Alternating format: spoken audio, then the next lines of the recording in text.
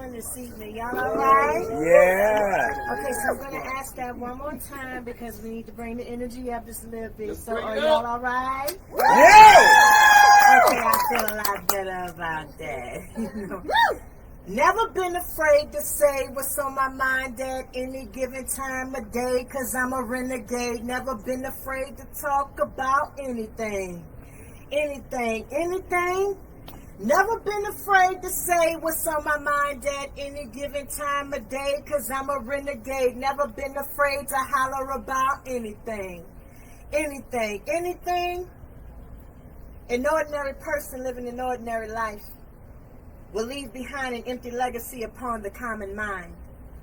But in the face of my enemies, I lead with the feathered line. Against the grain, against the world, leaves passion blind. I'll only follow a leader. I know the truth, so I seek it.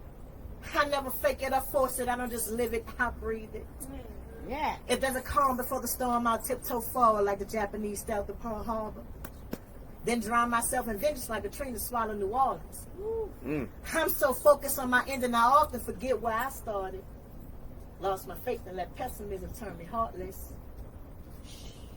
A moment of silence for the lost and departed. They say home is where the heart is, but home is where I have the least remorse. Exiled by my haters whose bite has no force. If non-conformity was a sport, I'd be the first round draft pick. Prodigy of Da Vinci the rebel. I let the name stick.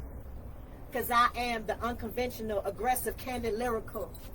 I'm far from hypocritical, and anything more is surely spiritual. My shoulders are laden with burdens. They travel long distance without shortcuts. 42 rounds and I'm still standing, so haters, get your weight up.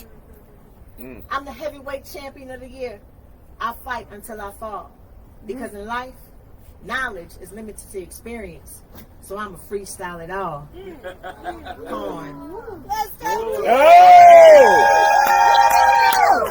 I feel good. That's an old faithful. I wrote that poem in 2009. It's entitled Against the Grain. I am a nonconformist and a divergent. I am very loud and proud about that. I don't hide it.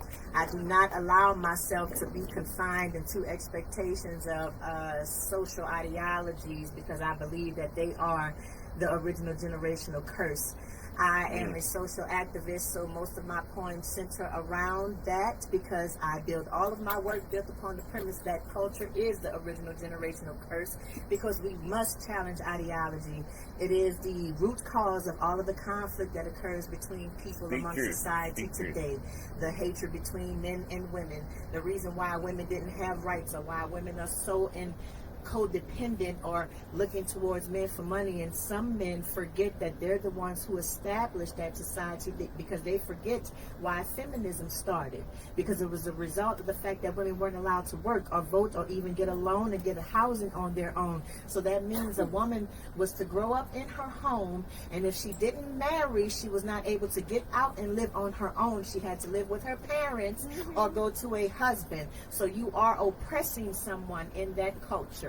When you tell someone not to speak about the pain that they endured with people, pain isn't always physical, it is mental. And mental pain is more violent than anything because it is very insidious. When you do those things and you try to silence someone, you are being violent towards them and you are depriving them of their rights to freedom of expression, which are protected by the First Amendment. So every time you express your opinion to tell someone be quiet, you are violating their rights. I just want to make sure that I'm putting that out there because everybody is so quick to yell and hoop and holler when we're going against the government, but you forget the enemy that's right now on back door. Some of those enemies are who we call brother, sister, mother, cousin, friend, family, co-workers or whatever. Those are the ones you cannot address mental health. And Dr. Jordan Peterson, he's a world-renowned psychologist, and he said this, it's on record.